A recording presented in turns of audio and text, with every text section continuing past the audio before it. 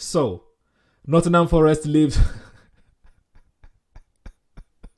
Forest leaves. Anyways, Nottingham Forest leaves the Emirates empty-handed as Arsenal scores 3, Nottingham Forest 0. It was a fantastic game of football. Arsenal were back. I hope join me as I give my reaction to the game, giving you some post-match facts, rating the players as well as giving you some preview into the Sporting Lisbon game on Tuesday in the Champions League. If you're not subscribed, what are you waiting for? Subscribe, please press the like button. It helps a lot. It helps a lot. And leave your own comments about the game in the comment section below. Let's go. Yes, ladies and gentlemen, welcome to another Daaaft. Hope you're having a beautiful and fantastic day, because it was a fantastic day of football. Arsenal won a game after 5 games. It's been a long time of drawing and losing, especially to Bournemouth and to Newcastle. But hopefully this is the start of a winning streak. I'm so excited because we also played a fantastic game of football. You know, Arsenal chopped down Nottingham Forest because they were getting overgrown, right? Before the game, we had a similar points, 19 points. We were 4th and they were 5th. We've won 5, drawn 4, lost 2. They had a similar fate as well. But when they came to the Emirates Storm cleared out the Forest. And they were left in the shade of Arsenal's brilliance, right? It was a good game. Like I said, beautiful game. Let's start with the starting 11. Our starting 11, it was not bad because I thought that starting 11 would be good enough to also beat Forest. I'm also only surprised by the Jorginho-Merino combination in the midfield because yes, there's a deliberate attempt to make Merino the 8. I guess that's what it was signed for. But we know defensively he is good. Offensively he is yet to convince us. And even after watching the game, I didn't see what he did offensively. Yes, I know that he contributed to that offside goal by Julian Timber.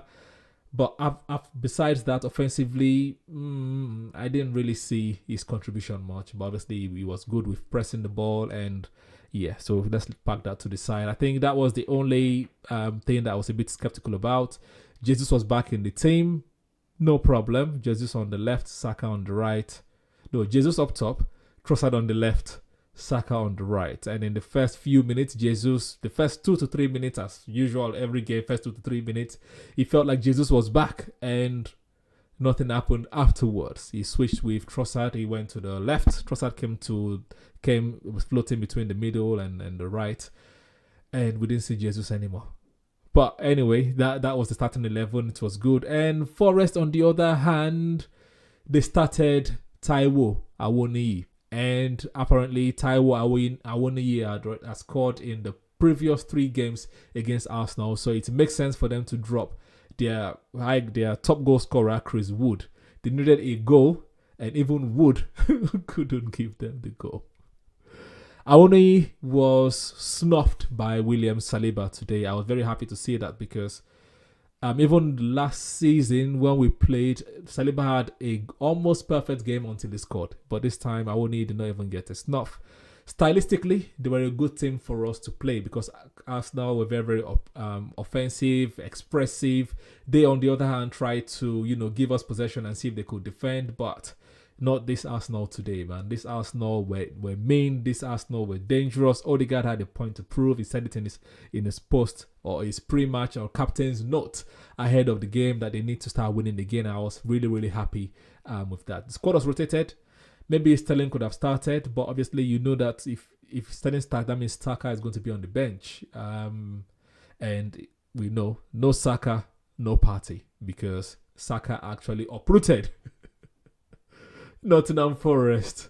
He uprooted them from the roots. Merino and Murillo, those 2 guys, were not able to stop and handle Bukayo Saka. All right, the first 15, Arsenal dominated, really. We dominated the entire first half. But the brilliance of Saka shone. That first goal was magnificent, right? The combination between him and Odegaard, that was fantastic. Even before then, the combination between him, Odegaard, and Julian Timber.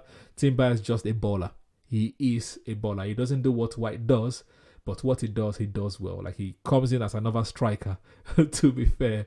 And hopefully we start scoring goals soon in that position. Maybe it gets comfortable and we'll start taking his chances. But yeah, the Saka's goal was magnificent, man.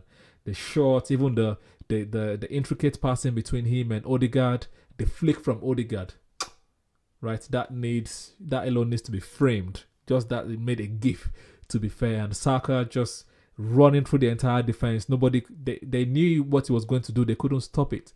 No one could. It was even too quick for them to even come and block the shot. And that shot was magnificent. It was a banger, as they say in Nigeria, And apparently this is the first time that Odegaard and Saka has combined for a goal since February of this year. You won't believe it. But it was a good one anyway. First half, created lots of chances. I was wondering, why do they keep crossing to the back post to Trossard? Trossard is very, very short, and the defender on the other side is quite tall. So why were they spamming those crosses? That default. Havertz is not even in the game. But anyways, we didn't get a second or third goal in the first half. That would have been fantastic to get our goal difference up. But at this point, we've not won in 5 games, so it was good to get into halftime with just 1-0. And in the second half, Nuno did what they usually do in terms of trying to come out to attack, trying to overlap. Elenga was injured, so they got Ola Aina on the ball, and that was their downfall because they tried to hit us on the break, and then we actually countered their counter, and Saka gave a sweet pass to Thomas Partey, who came on for Jorginho. Anyway, Jorginho was not so effective in the first half. Partey, magnificent today as well. My player of the season so far. But yeah, he gave a sweet pass to Thomas Partey, and Partey hit that ball sweet and clean. That was a fantastic goal. I think it was just between 5 and 6 minutes after he came on that he scored that goal. And from then on, we're just in control. We dominated the game. Nottingham Forest had nothing in the game. They were looking for a goal. They tried to bring in Wood to save them, but nothing happened. So overall it was good, and I'm happy that Arsenal was the one to chop them down, especially at the Emirates, because they're beginning to feel grown. They begin to feel like maybe Europe is on the cards. It might still be on the cards, but at least they didn't do to us what they did to Liverpool at our ground. So that was fantastic. Let me do a quick player rating before I give some post-match facts. So starting with the starting 11, David Raya had a very good game. All the kind of crosses that he came out to catch in the second half, that was good. His distribution was also fantastic today. Jurien Timber. Jurien Timber was fantastic. A very, very good game for Jurien Timber. Gabriel Magalhaes, very good game as well. Saliba, very, very good game for William Saliba. On the left, Calafiori, I would say an alright game because nothing really went through the left-hand side of Arsenal. Defensively, he didn't really have much to do. Yes, he didn't have much to do because when he overlapped, Gabriel Magalhaes was able to hold Elanga. When Elanga left the pitch, there was nothing for him to do really. Timber also silenced Callum Hudson-Odoi, so that was good. So our back four, all of them had very good games apart from Calafiori, which I would say alright game. In the middle of the park, Jorginho, alright game. Alright game. Merino, good game. Defensively good. Offensively, still needs to improve. Okay, so Merino, good game. Odegaard, excellent game today for Odegaard. Right? Top notch. If there's something better than excellent, I would have given it to him. Outstanding? Can you say outstanding? Let's just say excellent for today. On the left, started on the left was Trossard. So Trossard, alright game. Alright game for Trossard, unfortunately. Gabriel Jesus up top. Alright game as well. Bukayo Saka, excellent game. It was good to hear them sing his name again after a long time. Bukayo Saka. You know the rest. But yeah, those were the starting 11. People that came on. Thomas Partey when he came on. Excellent game for Thomas Partey when he came on. Zinchenko, good game for Zinchenko when he came on.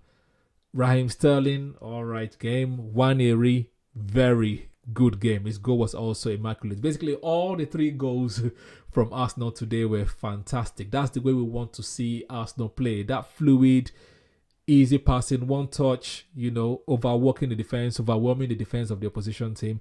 That is what we would like to see going forward. And yeah, so that is my player rating. Manager, I would say very, very good game today. Very good game. You should have taken Saka off earlier, though. I don't know why Saka has to play up to 80-something minutes every game, right? He's going to play exactly the same thing again next on Tuesday, right? We'll talk about it when the time comes. So, but a very good game for Mikel Arteta today.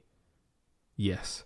So a quick post-match fact, and as always, I get mine from Opta Analyst. So starting with the first one, Bukayo Saka was involved in 10 of Arsenal's shots today. 6 shots, 4 chances created. The 4th time that he has been involved in 10 shots in the Premier League this season.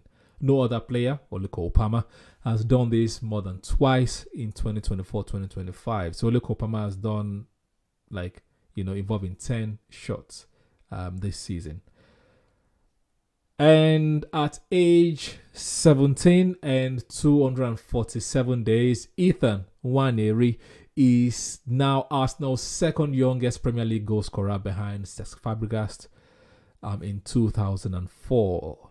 And Arsenal secured their 2000th English top flight league win today, becoming just the 2nd club to reach this landmark after Liverpool. So Liverpool has won 2,068 top flight league wins, whereas Arsenal are 2,000th. Unfortunately, we're just the 3rd biggest team. Manchester United has also won a lot of trophies in that time. So, yes, we are winning a lot. We need to convert those wins to trophies. That's my interpretation of that stat. And the last one is about Nottingham Forest. We don't really care about them, but the main part is Liverpool are still the only side that are unbeaten away from home this season. Yeah, someone needs to do that. Someone needs to change that real quick because we need to start closing the gap. So right now we are just 1 point behind Manchester City. And I would like I want Manchester City to beat Liverpool next season, right? Not next season, in their next fixture. So they can also help us to reduce that gap. Please, hopefully we win our next game. In the league. We're going to preview that after the Champions League game. So let's have a quick preview of the Champions League game. Our next Champions League game on Tuesday evening is against Sporting CP, Sporting Portugal. I think they said they don't like to be called Sporting Lisbon. Okay. And we've met them 4 times overall. We've won only once and drawn 3 times. And the 4 times we've met them was in the Europa League. Okay. I'm getting this, as you can see, from europa.com. Right. And we met them in 2018-2019 season. We beat them at the Emirates 1-0. And we drew. No, we beat them away, 1-0. And then we drew at the Emirates. And the 93% season where we bottled the league, big hard fish to fry and all those crap that time. We round of 16, 2-2 away and 1-1 at the Emirates, but they beat us in by penalty. Okay, so but we've beat them. They're yet to beat us. So I'm expecting us to do it this time. Please, please, please, Arsenal, smash them. Not smash, even if it's a 1-0 concise win, let's do it because we need to start climbing up the Champions League table. We can't afford to keep drawing. I know the big teams are also drawn like Liverpool's on the top of that. The Real Madrids and the Manchester Cities and them. They're still around the middle area, but we need to climb up so that we can get to the next round. We need to win a major trophy this season.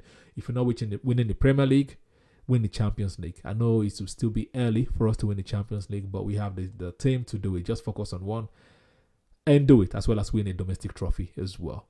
So that is the head-to-head overall. Like I said, I'm predicting for us to win. Starting 11, I expect Havertz to come back into the starting 11. I expect Partey to come back into the starting 11, and the rest remains the same.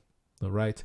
And you let me know what you think about my own reaction and what you think about the game overall, and what is your prediction for the Sporting game in the Champions League. All right. Thank you for watching. Thank you for streaming. Please, once again, do us a favor.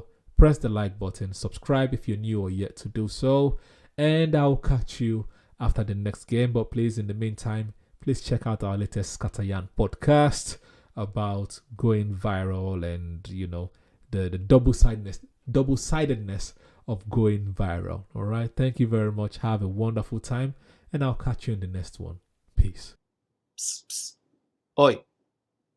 Subscribe. Press subscribe. Thank you.